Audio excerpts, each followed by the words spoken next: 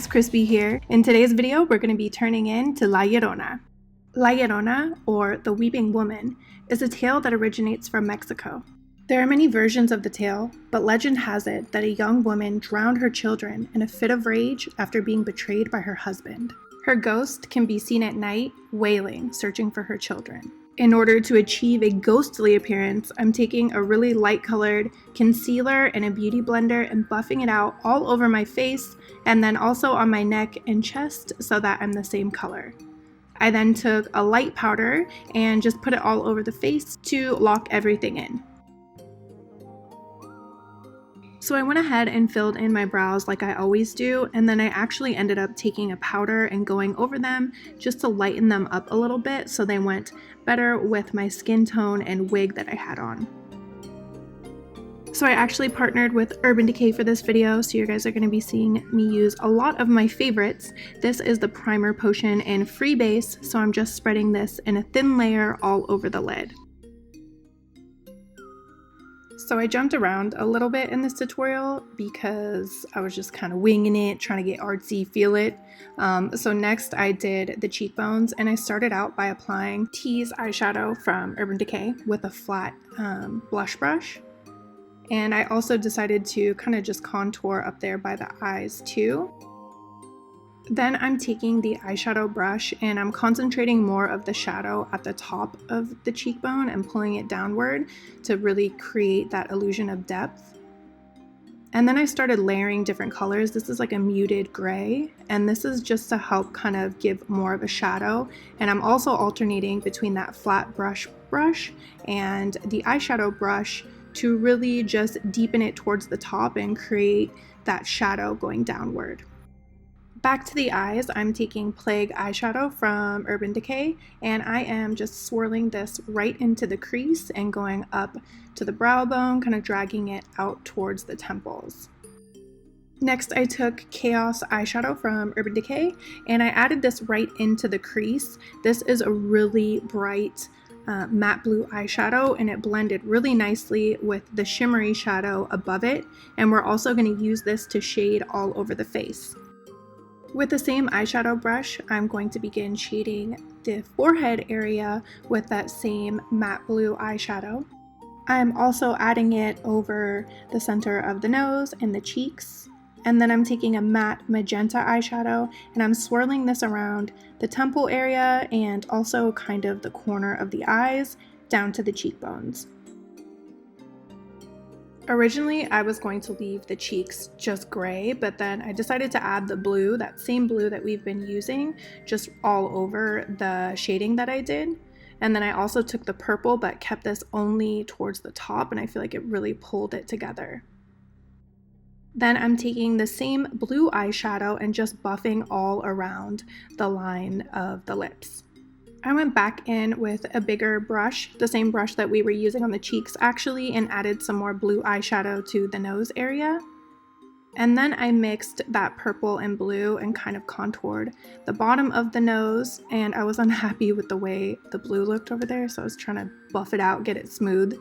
I then took a matte white eyeshadow and just started adding it to the tip of the nose to give that little button-like appearance. And then I decided to take some of the magenta shadow and layer it on top of the blue. And I was really just trying to work on getting it smooth right there.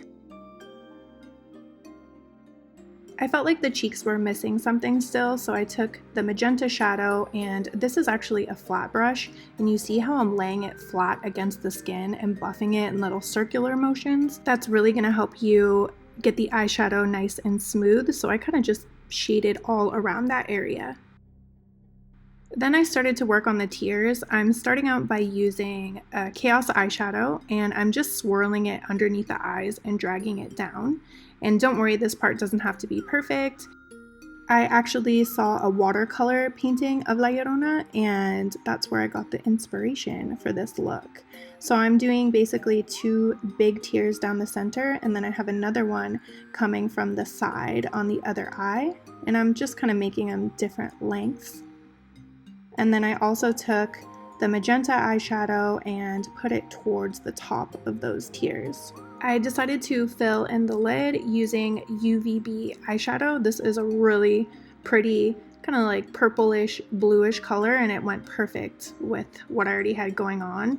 And I also took some black eyeshadow and just deepened the outside corners because I wanted it to be a little bit more dramatic.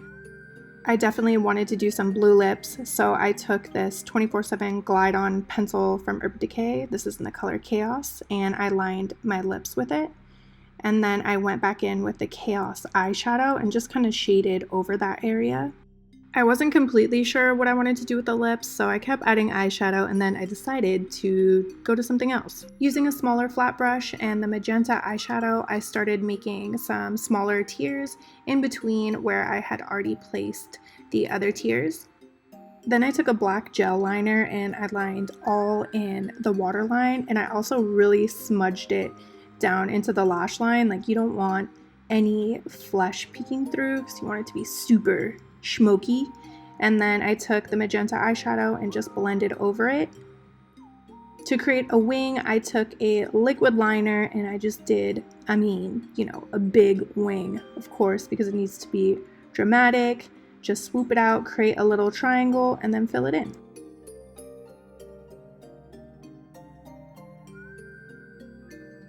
Next, I added some false lashes. I added these Miami lashes from Lilly Lash. These are my fave.